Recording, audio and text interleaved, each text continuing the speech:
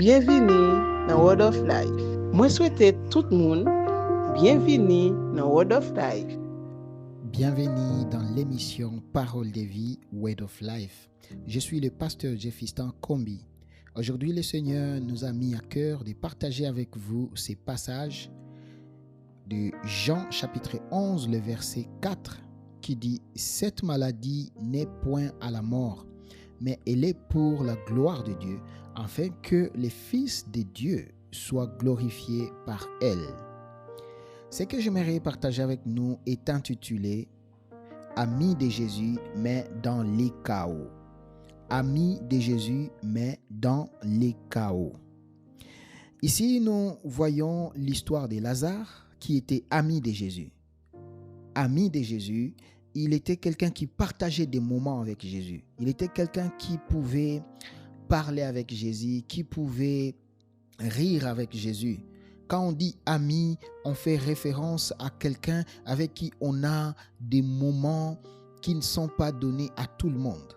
Quand on parle d'amis, on fait référence à quelqu'un qui passe du temps d'intimité avec la personne. Et ici, la parole de Dieu nous montre que Lazare était ami de Jésus. Il partageait avec lui les moments de joie et les moments de douleur, les secrets, parce qu'ils étaient des amis. Un ami, c'est quelqu'un avec qui tu as l'accès direct. Tu peux facilement le voir. Tu peux facilement le trouver et vous pouvez facilement partager. Alors, Lazare était ami de Jésus. Mais tous nous connaissons ce que Lazare a traversé.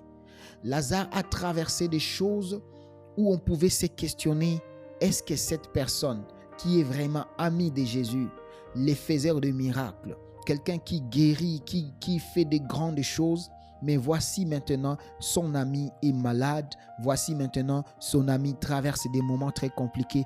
Où est son ami? La première réalité est que Lazare était ami de Jésus et tout le monde le savait. Peut-être que toi aussi tu es dans cette catégorie des gens qui peuvent s'appeler amis de Jésus. Amis de Jésus, ce sont des gens qui prient, des gens qui cherchent Dieu et tout le monde le sait. Tout le monde sait que tu cherches Dieu. Les amis de Jésus, ce sont les gens qui servent même Dieu. Tu sers Dieu et tout le monde sait que tu sers Dieu. Mais la situation que tu traverses est différente d'une situation de quelqu'un qui est ami de Jésus. Lazare était malade malgré qu'il était ami de Jésus. Je ne sais pas ce que toi tu traverses malgré que tu es ami de Jésus. Malgré que tu es quelqu'un qui prie, je ne sais pas ce que tu traverses. Lazare était dans son lit de malade, prenait même des médicaments pendant qu'il était ami de celui qui guérit.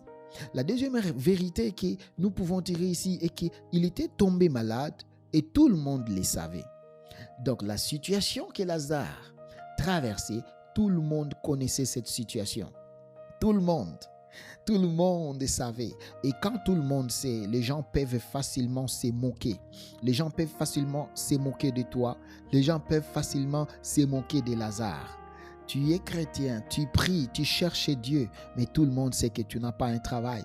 Tu es chrétien, tu adores le Seigneur, mais tout le monde sait que tu es en train de vivre une vie compliquée, une vie difficile. Et les gens ont tendance à te demander, où est le Seigneur que tu sers? Où est ce Dieu-là que toi, tu as toujours servi? Où est ce Dieu-là que tu pries? Tout le monde sait que Lazare est malade. Tout le monde connaît la situation qu'il traverse. La troisième leçon que je tire ici est que Lazare est mort malgré son amitié avec Jésus. Et tout le monde le savait. Lazare est mort malgré son amitié avec Jésus. Bien-aimé, ça arrive parfois que les situations deviennent pires malgré nos prières. Ça arrive que tu pries, mais tu n'as pas la réponse. Ça arrive que tu gênes, mais tu ne trouves pas ce que tu as demandé à Dieu. Malgré ton amitié, Lazare, avec Jésus, tu arrives à goûter la mort. Et c'est une réalité trop difficile, mais j'aimerais dire à quelqu'un que ce n'était pas fini. Ce n'était pas fini malgré que tout le monde pouvait se moquer. Tout le monde pouvait voir que c'est la fin de Lazare. Ce n'était pas encore la fin. Celui avec qui Lazare a tiré des relations, il est venu à la fin. Jésus est venu à la fin. pendant que tout le monde savait que c'est fini, mais alors l'ami est venu, parce que lui, il est l'ami fidèle. Parfois, ça peut sembler qu'il t'a abandonné, mais il ne t'a pas abandonné. Il était déjà dans la tombe, seul, rejeté par tout le monde, mais Jésus, son ami, est venu. Il est venu. J'aimerais dire à quelqu'un, quand tu construis ton amitié avec Christ, même quand c'est la fin, même quand tout le monde pense que c'est fini pour toi, sache que l'ami fidèle viendra toujours. Même quand tu penses que tu pries et Dieu ne t'écoute pas, sache que même à la fin, il viendra pour te secourir. Même quand tout le monde peut te demander où est ton Dieu, où est le Dieu que tu pries et nous ne voyons pas ce qu'il fait pour toi. Et toi-même tu te poses des questions, sache que Jésus-Christ, ton ami fidèle, viendra même quand tout le monde pense qu'il ne va plus intervenir. Je suis en train de prier et de parler au cœur de quelqu'un qui se sent fatigué. Tu sens que tu n'as plus la force même de prier. Tu sens que tu n'as même plus la force de chercher Dieu. Tu penses que ta situation est compliquée. Tu as prié, tu as donné des offrandes, tu as donné des dîmes, tu as gêné, tu es parti dans des montagnes de prière. On a prophétisé sur toi. Tu as étudié la Bible, mais tu ne vois pas la réponse de Dieu. Je vais te dire, Jésus-Christ est l'ami fidèle. Il viendra toujours à la fin. Il viendra toujours. Il ne va pas t'abandonner dans le tombeau. Il ne va pas t'abandonner dans cette maladie. Il ne va pas t'abandonner dans cette situation où tout le monde se moque de toi. J'aimerais prier pour deux catégories de personnes. Première catégorie de gens avec qui je vais prier, c'est pour ceux qui sont fidèles à Dieu, mais ils sont brisés. Tu sens que tu fournis les efforts, tu fais le mieux de toi pour te garder dans la dignité, pour ne pas te prostituer, pour ne pas te laisser aller, pour ne pas voler comme les autres. Mais tu te sens brisé. Bien-aimé, tu es Lazare. Il est temps que Jésus vienne intervenir dans ta vie. Et aujourd'hui, pendant que tu écoutes cet audio, je suis serviteur de Dieu, je lève ma main. J'ai pris que la gloire de Dieu te localise là où tu es et que tu puisses ressusciter au nom de Jésus.